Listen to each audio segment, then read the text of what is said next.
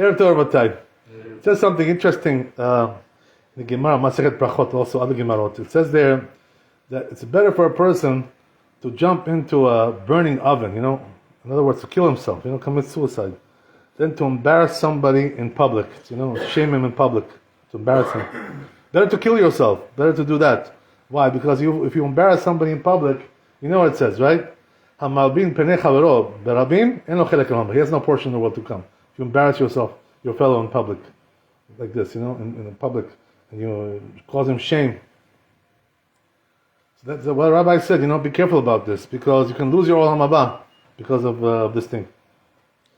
But on the other hand, right? Somebody asked me when I posted this. He says, "Are there any exceptions to this rule?" Yotzei min haklal. Is there any exceptions? And the answer is yes, there is. There is exceptions. So meaning what? That sometimes a person you're really allowed to embarrass somebody. So when is that? When does that apply, right? So it says like this, that I'll tell you something also from the laws of Yom Kippur. It says in the Mishnah Berurah there that if you embarrass somebody, right, as we said, it's a big sin. But it says in the Mishnah Berurah, if somebody sins in public, he does a sin in front of people. What does it mean in public? 10 people, minyan. There was a minyan there. He did a sin like this, So he says, we rebuke him also in public. We tell him, why are you doing this, Asu, what are you doing? So he gets embarrassed by that, it's true. He gets embarrassed. But the thing is, says Mishnah Berurah, that anyway we have to do it. We have to do it anyway. Why? What's the reason? Why?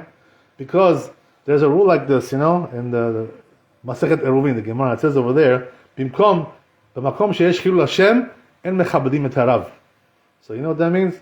That when there's a chilul Hashem, what does that mean? Somebody's doing a sin in public. It's a chilul Hashem. People are looking at him, he's doing a sin. And nobody says nothing. So you have to say something. That's the whole thing, right? So therefore, a person has to rebuke him in public. Why? Because otherwise it'll be chilul Hashem. Everybody's looking, nobody's saying nothing. So, but I embarrassed you, you embarrassed me. Yes, I embarrassed you, it's true. But I'd rather embarrass you than to have a chilul Hashem, to embarrass HaKadosh Baruch Hu. Embarrass the Torah. That's the thing, So we have to make a decision like this, when it comes to things like this. So in a case like that, where somebody's doing a sin in public, yes, we embarrass him. What can you do, right? Because the kavod of Hashem comes before kavod of basar badam. What do you think? What, we're going to give you more kavod than Hashem? It doesn't work like that. We can't do that for you. I'm sorry, You're not bigger than God, so we can't do it. I'm sorry. So that there, we have to actually embarrass him, like that. There's also the Rambam says something similar to this, What does the Rambam say? Right, it says in the Pasuk, right, in Sefer Vayikra, Hocheach tochiach et amitecha, right? What does that mean? If you see your fellow Jew doing a sin, you have to rebuke him. You have to tell him, why are you doing this? Don't you know this is forbidden to do something like this? What does it say, right? Velo tisa alav chet. What does that mean? That if you don't rebuke him, you're going to also be punished for that sin that he did. Why? Because it says, right, Kol Yisrael arevim ze lazeh. Every Jew is responsible one for the other. We're responsible for each other. We're like one family, We're all brothers. So you can't say, that's him, me, I'm better, he's a bad boy. No, we're all brothers, you're responsible for him, he's your brother. What do you mean like that? So, a person has to rebuke him. It says in the Pasuk, right, the Torah tells you. And if you don't, you're gonna have a sin for that. You're gonna be punished for that. That's why, they say, it's dangerous, a little bit, I have to tell you the truth, it's dangerous to be a rabbi. You know why? Because the rabbi of the community, if he sees people doing a sin and he doesn't say nothing, they punish the rabbi for everything. Because he doesn't say nothing. Dangerous, It's a dangerous career, dangerous job.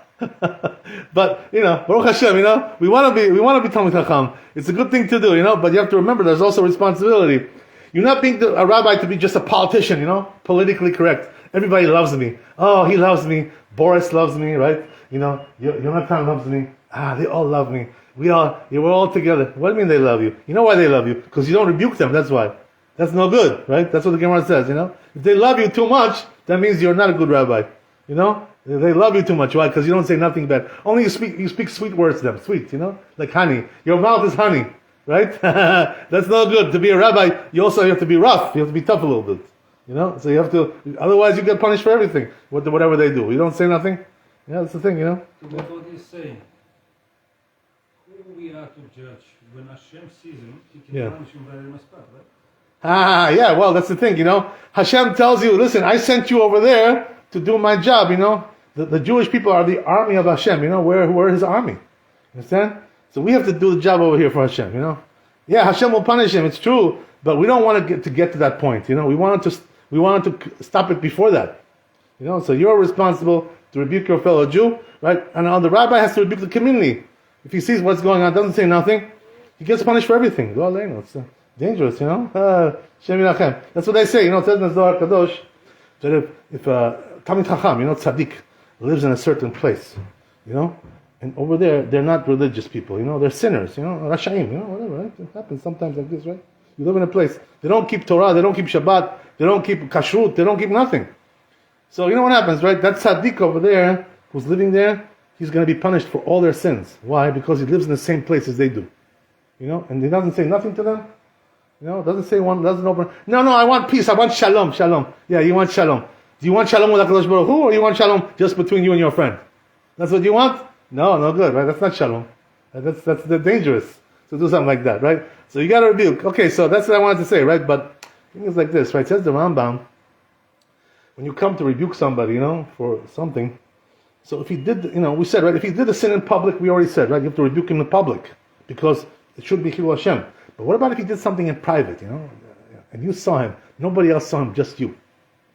So then the Rambam says like this, right, go to him and tell him, take him in the corner, listen, my friend, I saw you do, this is not correct, I'm sorry, but, it's asur to do this, what you did, what I mean? So you have to tell him why, because you don't want to embarrass him, because he didn't do the sin in public, with a minyan there watching him. No, he did it in private.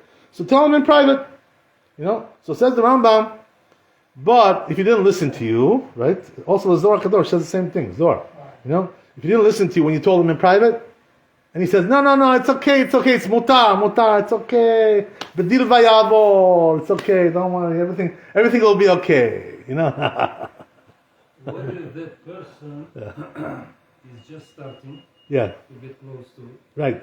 And he's like a lost child. Right. Tinok shenishba, yeah. He's like doesn't know what punishment. Right. So you have to take him slowly, you got to go slow with this guy, what I mean? Don't go too much, too strong.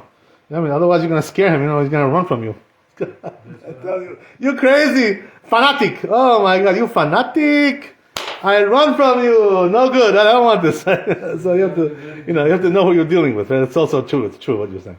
But anyway, right? The thing is that the Rambam says, first time, if he didn't listen to you, you told him in private, in the corner, right? Next time, you tell him, in front of his friends. A couple of people there. His friends are there. If he didn't listen to you there also, now tell him in front of the whole binyan, right? In front of the whole shul. Why? Because he didn't listen to you.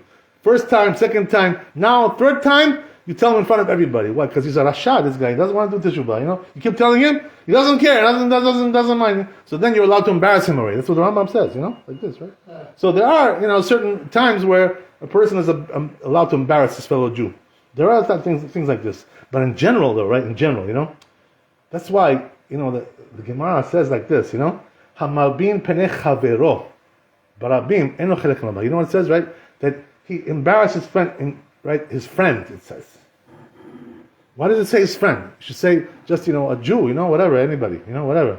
Why does it say his friend? Because that means he's your friend, in other words, you have good relations with him, and you still embarrass him, you don't care about his kavod.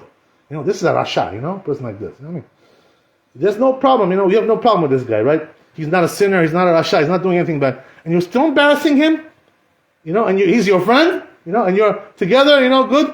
And you have no chelek about. It's true. Why? Because why would you do this to your friend? Like somebody who's friendly with you. You don't care about his kavod. You don't care about nothing. This is a rasha. A person like this. How you connect this to the love your closest one like you like yourself? Right. So that's a good thing. That's a good what he's saying. This pasuk that you're saying, right? Ve'ahavta l'recha kamocha. It's in the same place as this pasuk that we talked, right? Same place. It's all in one place there.